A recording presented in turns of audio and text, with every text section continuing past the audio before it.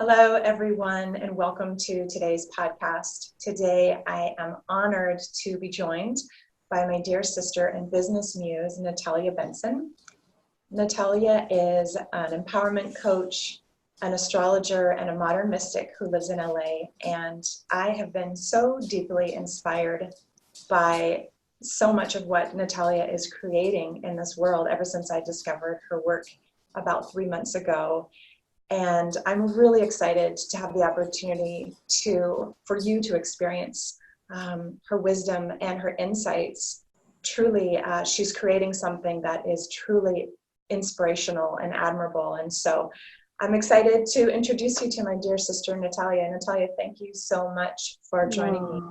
Thank you, beautiful. Thank you for that amazing introduction. I'm so happy to be with you. Beautiful. So I would love to begin by asking you, how has your business grown and evolved over the last few years? And how has that felt for you as an entrepreneur and business owner? Well, first off, it has grown exponentially as I've grown, right? And it has been a wild journey. I probably started on the path of entrepreneurship when I was about 19. Current incarnation of my business I've probably been working on for the last 10 years.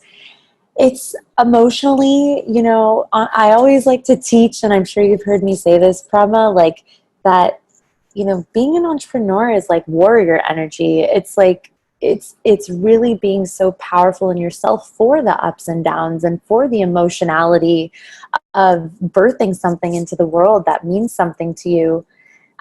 It feels incredible, the place that it's in now.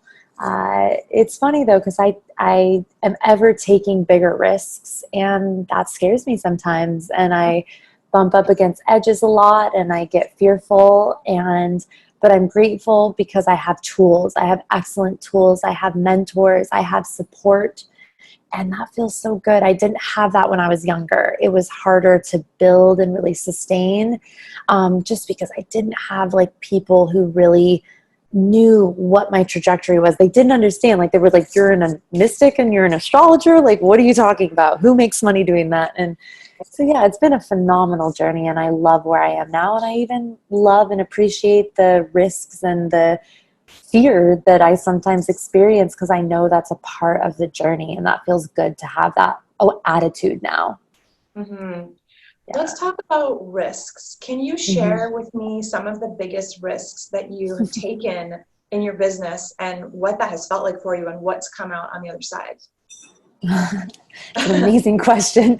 So, well, first off, I'll tell you right now, I'm taking a very big risk. I signed up for Tony Robbins' highest level mastermind, or I don't know if it's his highest level. It's the highest level that's available to me, someone that doesn't know him personally, but it's a big investment for me each month. And it was so funny because at first I was so excited. I manifested the deposit and I was like, yes, I got this. And fuck yeah.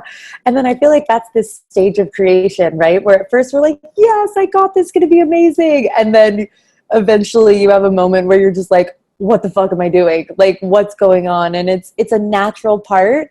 And it's funny because this is it's the biggest risk I've ever taken.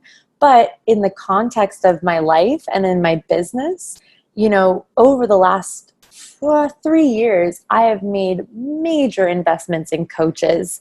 And every time I made an investment in a coach, I'd be shaking, giving this money, and kind of freaking out. And each time the payoff, quote unquote, was 10 times the amount. So I know that even though I feel kind of pushed to my threshold of control right now, as Tony puts it, I know that this is exactly where I'm meant to be, and it feels good to look at it that way and know that I'm a warrior. I'm a warrior, not a worrier. And a warrior shows up, for her mission, and she shows up for the pain and the challenge, not so much the pain, but the challenge and the pain that fear can bring, and faces it like a warrior priestess. And I have my moments when I take big risks like this where I'm like, what the fuck am I doing? But I know in my heart that I'm following something bigger than my small mind and my fear. And that feels good. It gets easier over time, but the risks get bigger. And I think the rewards get bigger too. Right, right. And you can look back at your trajectory and notice how well things all unfolded in the risks you've taken in the past. Every time. I'm wondering if you might be willing to share how much you've invested in yourself and your business over the last few years. You know what? Wow. I'm not sure. It's definitely a lot. Like probably I would say close to maybe $25,000, $30,000. I spent money last year on doing, it was a quantum leap immersion, and that was a good chunk of that total. And then coaches and seminars and going to Tony Robbins stuff. But every single time I invest in myself, I skyrocket to the next level. And that's why I do it now, even though I'm like, oh my God, I'm paying what for this? But I'm just like, I know, and it's not so much the money, it's the psychology around the money. That's how I am with my coaching too. It's like, I know that when you put in that money that makes you go, oh, what? You're going to show up tenfold versus if it's like maybe $300, you know what I mean? Or $1,000 even. So yeah. Yeah. Can I ask what your support team looks like at this time? Yeah. You mean like the women on my team or around me or? Business team. So I have, an incredible assistant. I call her my executive assistant, even though I wouldn't say I'm officially an executive, but she's my right-hand woman. She's based in France, so she's a remote assistant. She is like, I'm so grateful for her, and I love having her on my team. I have a customer support babe who's based here in LA and is amazing. She also helps me with content. I have an amazing woman that does Pinterest SEO for me, and I have a publicist.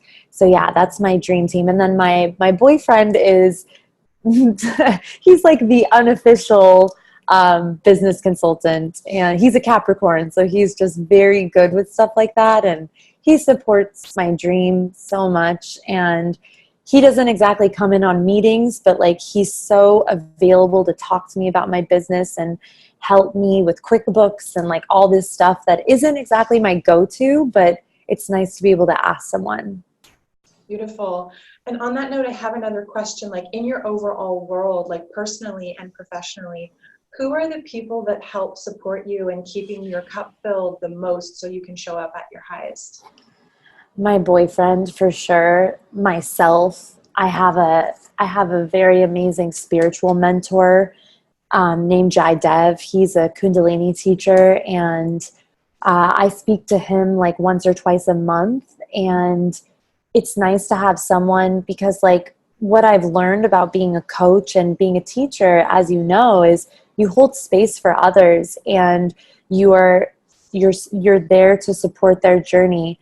But you also have to have that for yourself. And being an Aries, I feel like I can be very independent. And for many years, I didn't understand the importance of that.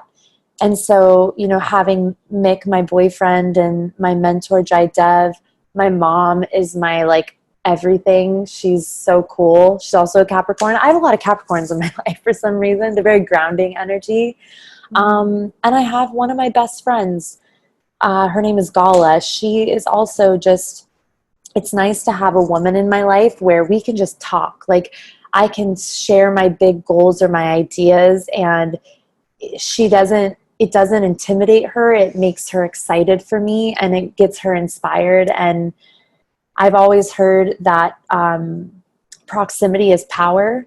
And the people that you have around you, you know, if they are not championing your dreams and your goals and excitement and your vision, then it's hard to go somewhere really far and beautiful if the people around you don't really nurture you. So that's been a big lesson for me over the years, is really making sure the people around me are loving and, like you said, fill my cup and like really support me. Because I do the same for the people in my life. I'm like the biggest cheerleader. I'm like number one fan. So yeah. Yeah. And do you have like a counselor or therapist that you work with on a regular basis to get that level of support as well? Oh yeah, I have a therapist. I see her once a week. Beautiful. That's a really helpful component as well, I find. It's so important. You've got to, again, like the spaces of like having people that support you and nourish you and that you can be emotional with. Because like when I'm on my calls with my clients, that's their time. Like that's me supporting them and showing up for them clear. So taking care of myself so that I can show up clear and all that I do is really important. It's a big component of having a business really and being a teacher. Yeah, that's powerful. Showing up clear. I like that. Yes. Wonderful. Yeah. I'm curious if you could share what your journey has been like with things like tracking your spending and budgeting and learning like skillful ways of paying taxes and all of those things that sometimes aren't as fun. What's your journey been with those aspects over the last few years?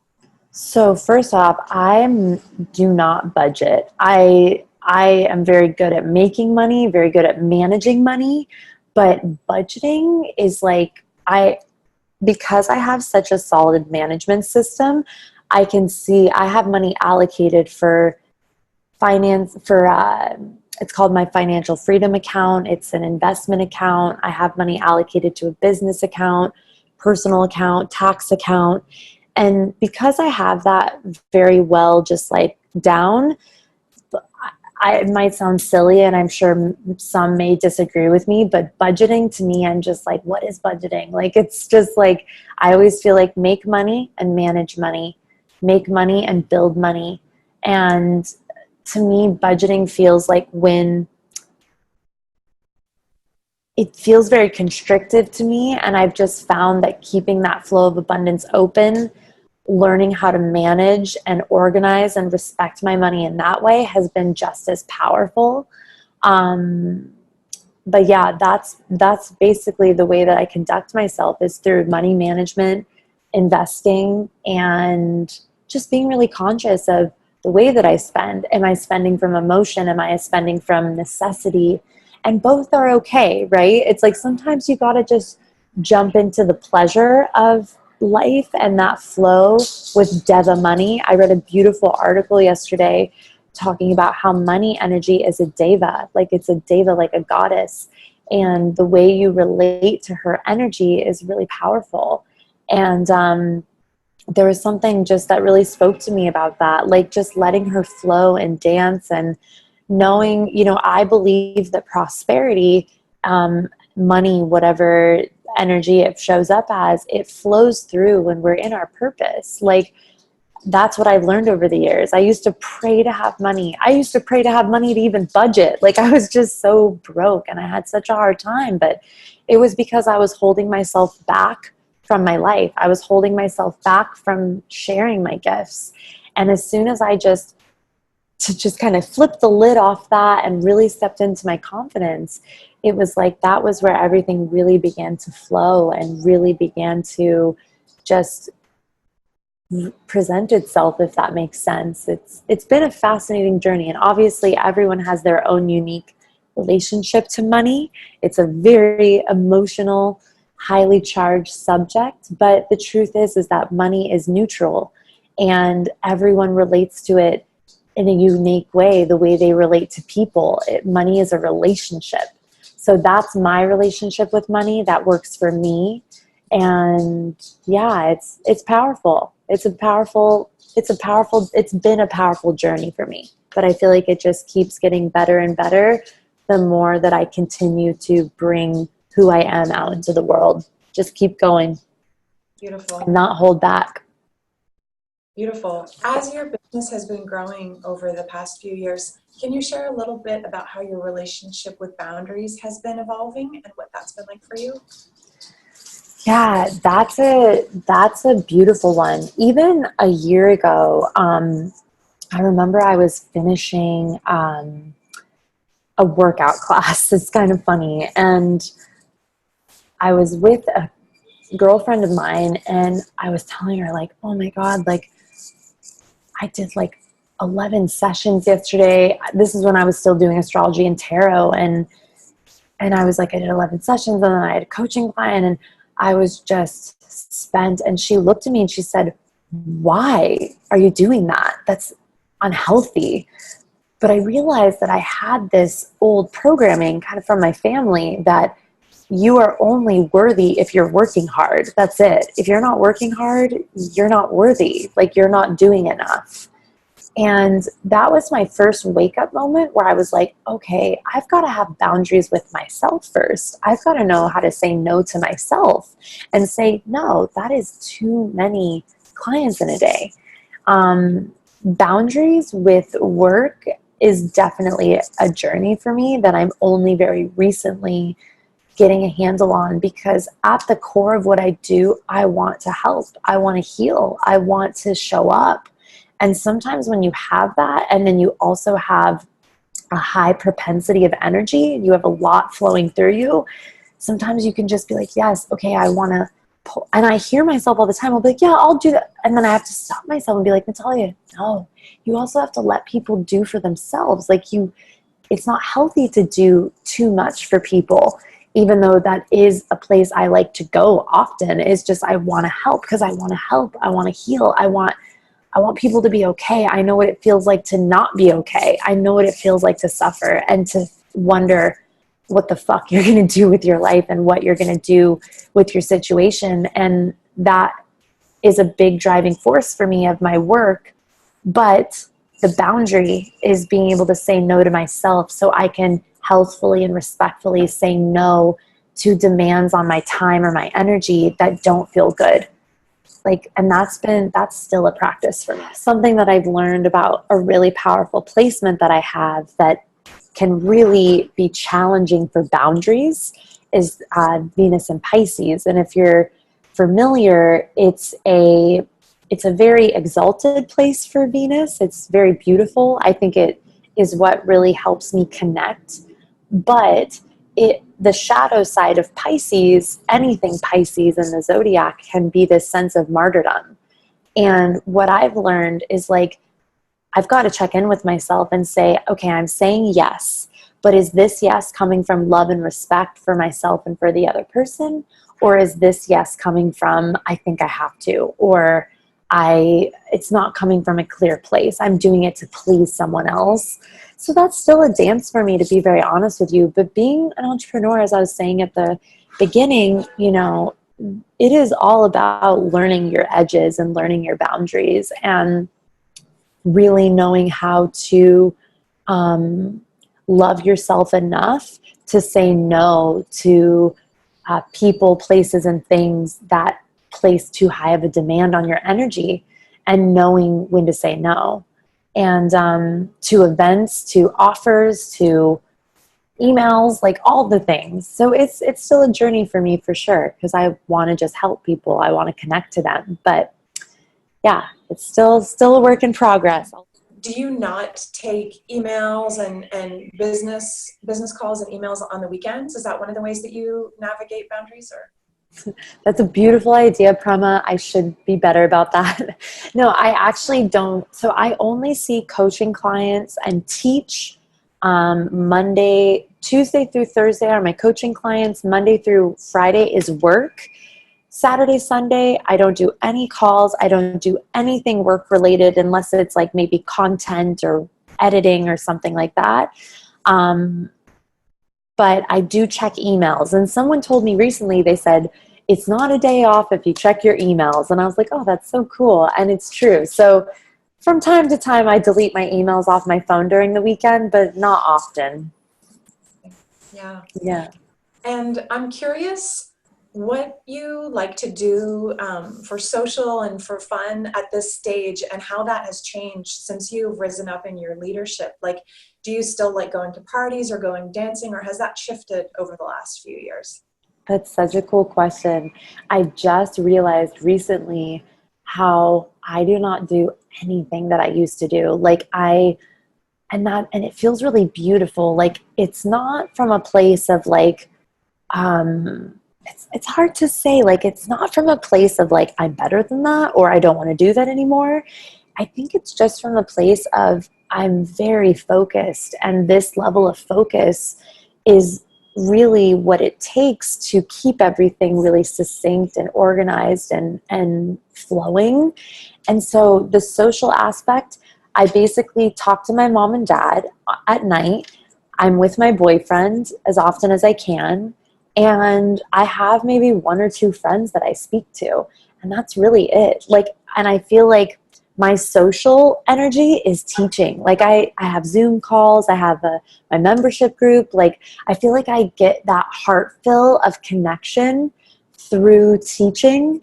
And then I go to seminars and I talk to people there, and it's interesting. It's different, you know. I don't really go out anymore, and I think it's also because I'm in a relationship. Like, I'm weirdly. Have you ever heard of like Myers-Briggs? Have you ever done your Myers-Briggs? Yeah, I just learned about mine, and it's funny because I'm an INFJ, I believe, and it's funny because introvert.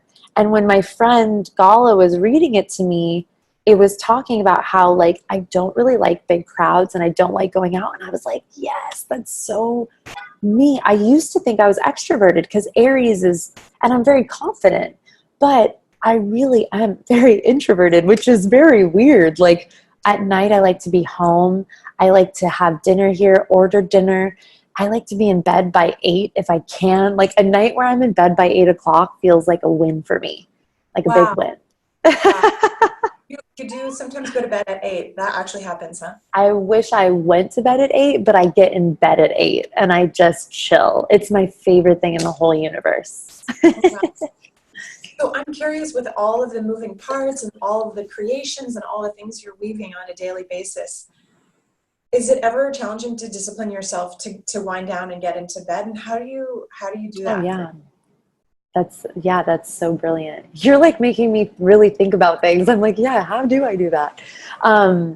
You know, I feel like a big thing for me, and this might sound super silly, but I have a ring light when I teach my classes at night. And if I don't put the orange filter over that thing and it's white light blaring into my eyes, like into the evening, I can be awake till midnight or 1, because that blue light is like sunlight. So the brain thinks like, oh, even though it's 8 o'clock, my brain's like, oh, it must be 2 in the afternoon, you know, because I've got this light blaring in my face. And some nights I just forget because I get into the flow and I start early and late with a class, and I'm just like, oh shoot, I'm going to be awake for a while. And those nights, you know, I'll get a little work done just to tire myself out a little bit. I'll take a bath. I'll take a shower. I have like an amazing filter on my shower, so I'm like obsessed with that thing. It's like my little clear and energy clearing vortex.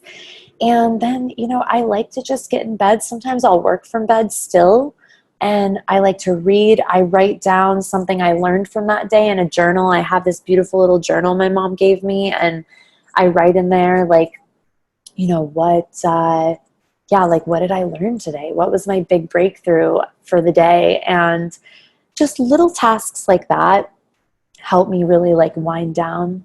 If I eat a lot, that helps too. I love dinner. I live right above an organic Mexican place, which is like amazing, but I eat there all the time. So it's kind of funny. I'm curious what your self-care is, like what different things you do to support your physical vibrancy and different sessions that you get like on a weekly basis. Yeah, so my biggest form of self-care is sleep and exercise. So I get minimum 7, maximum 8 hours of sleep every single night, like without fail. My boyfriend jokes with me that I'm like a grandmother, because like when I'm done with the workday, as long as I don't have a class, I am like ready for bed. And I love to, like I said, to be in bed. So I get my good sleep. I love exercising every day. I do some form of movement. I'll do a workout in my house. We have a gym in my apartment building. That's really a way that I show up for myself and really help make sure that my physiology and my psychology are in a really healthy place. I get body work done by an incredible woman here named Annika. She also does this Tibetan cranial sacral with me, which is like, oh my God, I've never experienced anything so beautiful. I'm sure, have you heard of it before? Like lay on this board, and I just tried it with her recently, and she's just an absolute healer. So I see her like twice a month. What else do I do for my self-care? And like, God, I eat really well. I drink tons of water. I get a facial once a month. I love facials. I also live in downtown, so the skin, it's really important to like take good care of the skin. I love smells. So my other self-care is like beautiful candles. Nice. It's like my favorite. Can you share an experience that you had in your life when you realized that you had been running a limiting story that wasn't real, and how that had been impacting you and how you dismantled it and got different results? Oh, wow. I have too many examples of that. I think part of like the journey of our incarnations is to realize all the limiting stories that we carry and to dismantle them, with love and grace as best we can. Not always easy, but worth it. I would say one of the best limiting beliefs that I ever dismantled was about a year ago. I went to this Millionaire Mind Intensive seminar, and they made us write down. They had a list and list of all these really unhealthy money beliefs. And sadly, I could just circle almost every single one, but a couple of them really stuck out to me. And one of the main ones that really, really spoke to me is that money is not for people like me. And when I read that, I was just like, whoa, it broke my heart. And it was almost like the first time I'd ever seen anything like that. And I realized, that's been the story I've been running all of my 20s. That's why I've been struggling and really, I've been broke and kind of poor. Like I was on food stamps for a little while. I didn't even know I was going to eat. And it was very intense. And that was all from the story that money's not for people like me. And I just remember when I read that and I was able to shift it, I realized, wait, yes, of course money is for me. Money is for everyone. Money is neutral. Money is for me if I'm for money. And it's time for me to be for money and to love money and to respect money and make a relationship with money. And that was the beginning of my shift. I've talked about this many times in a lot of my work, but I started working with Lakshmi. I've got her right here on my desk. I started working with Lakshmi and just really like doing my own spiritual practices to let go of that old idea. And as soon as I let go of it, it was just everything just started pouring in. As soon as I decided money is for me and I love money, I respect money, then it was like I was willing to do what I truly had to do to welcome Deva Money, to welcome her energy into my life. And that's what it did. It was a very powerful, I'll spare you all the details. I'm sure you've heard them at some point, but it was a massive shift for me. It saved my life, really, because I was like, I'm 31, like I'm ready to change this. And I went to this seminar. This was the second time I went to that same seminar, because the first time I was so overwhelmed and I wasn't ready to change, and I left like day and a half in. And then the following year, I went again and I was ready to change. I was ready to take on those beliefs and just go. And so that's what I did. Beautiful. Yeah. I'm curious, what do you like the most about your business and what do you like the least about your business? Let's see. Well, what I love is I love connecting to women. I love seeing women break through. I love showing up for women. I love nurturing them to really understand how powerful they are. Like, I feel like that's been my journey, is figuring out that I'm really powerful and I'm not to be afraid of that. And I love doing the content. I love recording podcasts. I love interviewing people.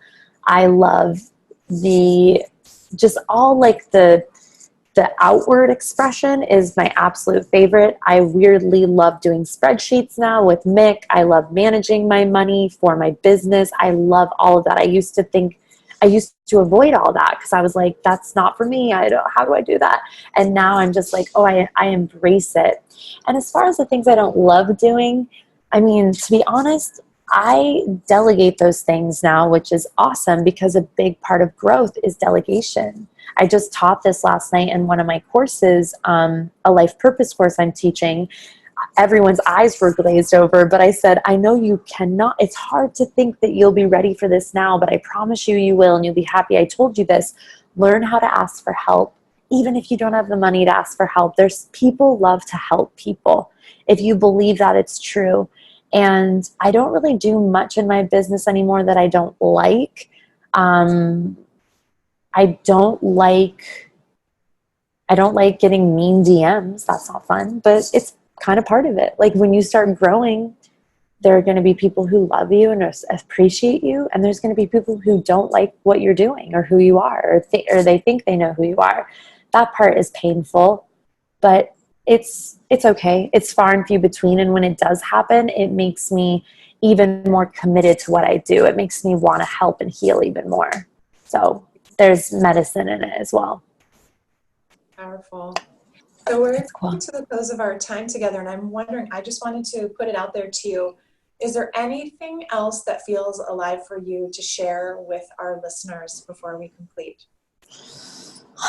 I feel like just, it's said so often, but it's said so often because it's true. You gotta follow your heart even when you're afraid. And you gotta listen to the big you over the little you and know and trust that you're here for a bigger purpose than to play small. And if that helps anyone, amazing. We all have our little, perennial dragons to slay in our lifetimes. We all have things to grow and learn from. And, if you are a woman and you feel like you have a purpose or a calling to do something that speaks to your heart, just begin, just go for it. Like I always joke with my clients that it's perfect for them to have an Aries coach because I'm always like, go, do something. Because that's what makes you feel good is like, just begin. Like sometimes the scariest thing is just the first action step. But I always say it's like riding a bike. It's like posting on social media, writing your blog, like reaching out to new clients, like all of that is practice and it strengthens a muscle. And then before you know it, you're like popping wheelies on your bike. You're having so much fun and you know how to ride the bike and it feels good. And that's how it is having, a project into a business is it's just practice, getting comfortable, being uncomfortable.